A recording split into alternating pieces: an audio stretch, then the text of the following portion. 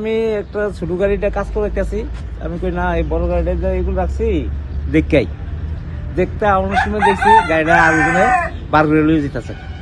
তারপরে ডাক দিছি পরে তারপরে থামাইছে এই গাড়ি করলে যাও না গ্যারেজে ডুবাইব কাজ করাইব। সার্ভিস কই পাইছ মালিকের টানছি।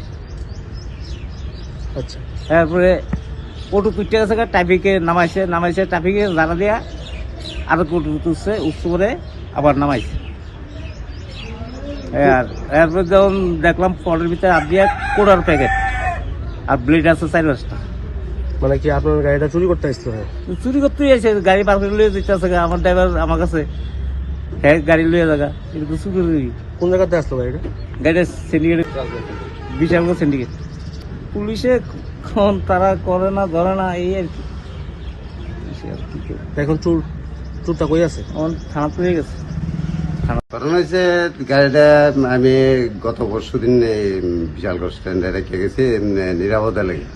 গাড়ি আগে থাকতো নামার কথা, ওখানে গাড়ি 5 জায়গায়, এই কারণে মালিক করছে যে গাড়িটা স্ট্যান্ডে রাখো নিরাপদে থাকো।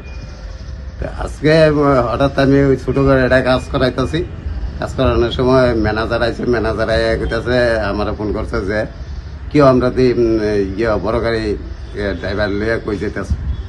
আমি কই তুই আটকান আমি আইতেছি।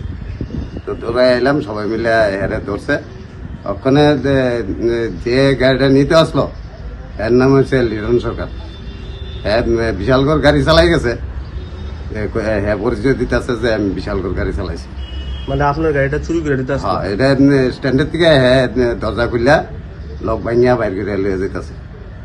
তারপর চাবি পাওয়া গেছে, চাবি দিয়া ফাড়াইছে, কে বা কারা ফাড়াইছে। এই গাড়িটা নিয়ে যখন আমার ম্যানেজার আটকাইছে, কইতেছে যে আমি গাড়িটা কাজ করাইতাম নিতেছি। মানে ওই যে লোকটা ধরে দিচ্ছে পুলিশ, এই লোকটা কি আপনার গাড়ি চালায়? সরকার এই গাড়িটা চালাইছেন আগে? না হ্যাঁ এই গাড়ি চালাইছে না। পুলিশ আইসেনি? পুলিশ আছে, পুলিশ এখান থেকে কতটুক জায়গা 1 কিলোমিটার হইব নি স্ট্যান্ডের থেকে। তারা এখন আমরা যদি না থাকতাম বা আমার ম্যানেজার যদি না থাকতো তাহলে তো গাড়িটা চিন্তাই হইল। ম্যানেজারে আমার ফোন করছে যে এমন আমরা বড় গাড়িটা বাইর করে লাইছি। মানে বিশালগড় পুলিশ কোনো দায়িত্ব নাই যে এটা কি কম।